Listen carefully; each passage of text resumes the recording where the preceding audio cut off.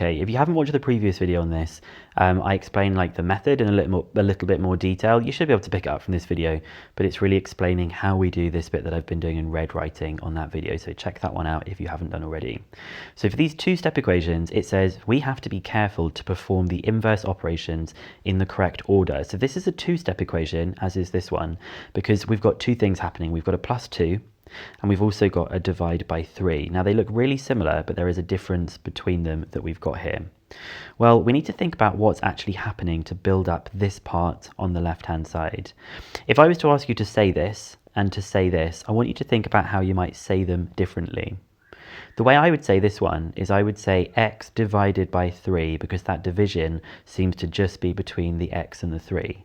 Then I would say +2. I would say x divided by 3 plus 2. So I'm going to write that over here. If I do x and I do divided by 3, that would get me x divided by 3. And then what I'm going to do is +2 to give me x divided by 3 plus 2. Okay, let's then talk about the second one, and then we'll say about the order of doing these inverse operations. So if I was going to talk about this one, because the x plus 2 is over this long line, I think we're talking about doing +2 to x first and then dividing by 3. I would read this as x plus 2 divided by 3. So I think the first thing that's going to happen is we're adding 2 to x, and that's going to give us x plus 2. Then I think the second thing that's going to happen is dividing by 3, which gives me x plus 2 all divided by 3. So you can see the difference in this case is in this one we divided by 3 and then we added 2, whereas in this one we added 2 and then we divided by 3. Well, how is this going to affect it? Because we do need to undo them in the correct order. So what we're going to say here, we undo the last thing that happened to x first. The last thing that happened to x first. So you go backwards. So for this one, what we would do, the last thing we did was +2. So the first thing we would do is take away 2. And then we would do the opposite of divide by 3, which is times 3. In this one, we said divide by 3 was the last thing to happen. So I would times by 3 first, and then I would take away 2. So you have to do the last thing first.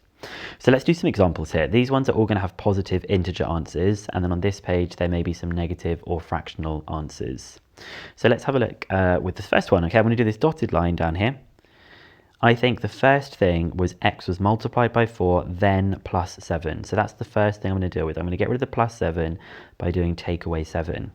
That leaves me with 4x, because the plus 7 is gone, is 12 take away 7. Now 12 take away 7 is going to be 5. Now I don't know why I said there's a positive integer answer for here, because this one has not given a positive integer answer. Let me just really quickly change this. So I'm going to change this number from a 12, I'm going to change it to a 23 instead. No, do 19. Okay, sorry for that.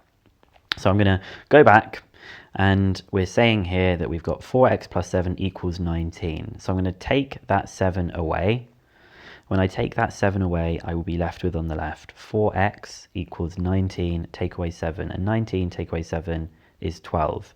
So that's the first step of the equation done. We're trying to get x by itself. So if you remember what to do, we get rid of that 4 by dividing by 4. So all I need to do now is work out 12 divided by 4, which is 3.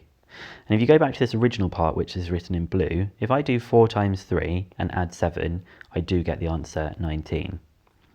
Okay, so in this second one that we've got, I think the last thing we would do is take away 5. So that's going to be the first thing that I'm going to undo. I'm going to do the undo of minus 5, which is plus 5.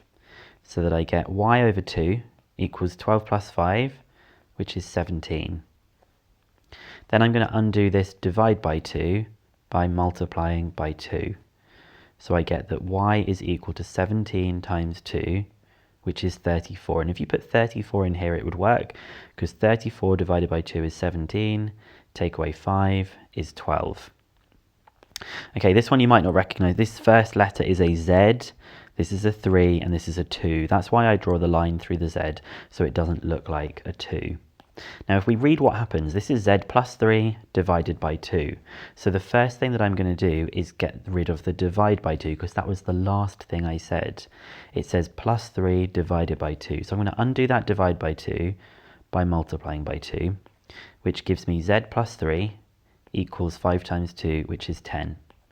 Now I'm going to get rid of that plus 3 by taking away 3, and so z is equal to 10 take away 3, which is 7. Okay, next one that we've got here, do my dotted line. It doesn't matter if it's written the other way around. Now, a is being multiplied by 2, and then it's being added to 1. So actually the last thing is it's being added to 1, so I'm going to get rid of that 1 by subtracting 1. That gives me 14 equals 2a. Now I can get rid of that 2 by dividing by 2. So that is 7 equals a. And again, you could put it back in here. 2 times 7 is 14.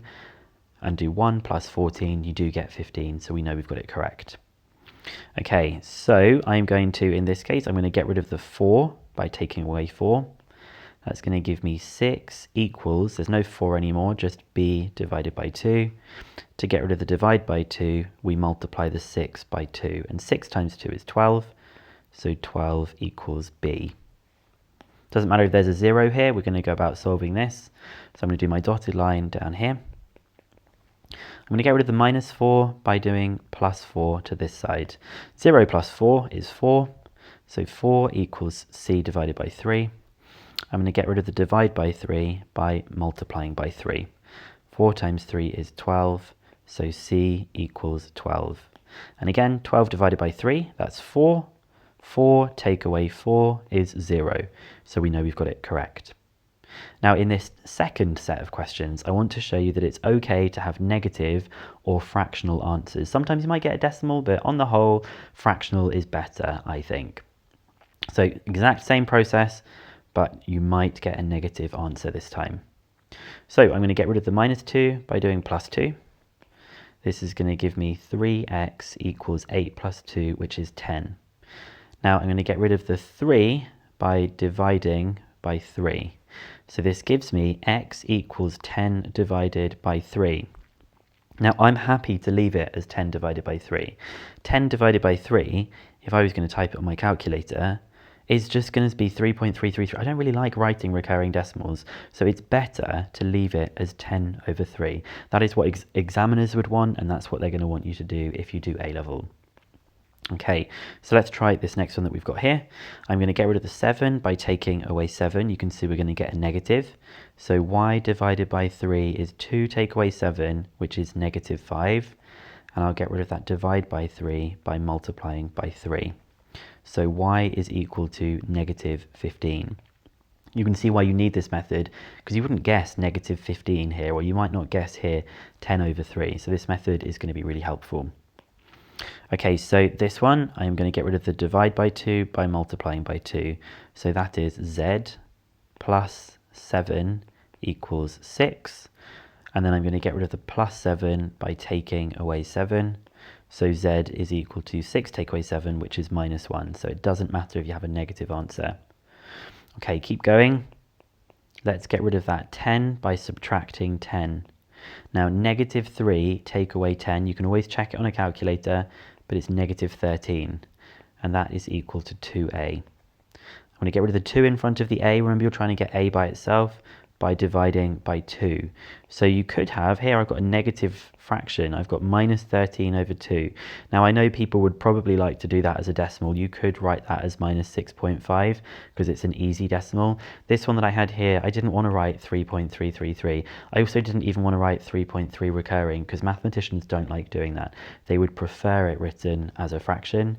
This one is okay as a decimal. I probably still prefer the fraction though. As long as the fraction is simplified, okay? As long as the fraction is simplified, it's okay. So here, I'm going to get rid of the 2 by doing subtract 2. Minus 3 minus 2 is minus 5. That leaves me with a b divided by 4. I'm going to get rid of the divide by 4 by multiplying by 4. So that's minus 20 equals b, and that's the end of that part.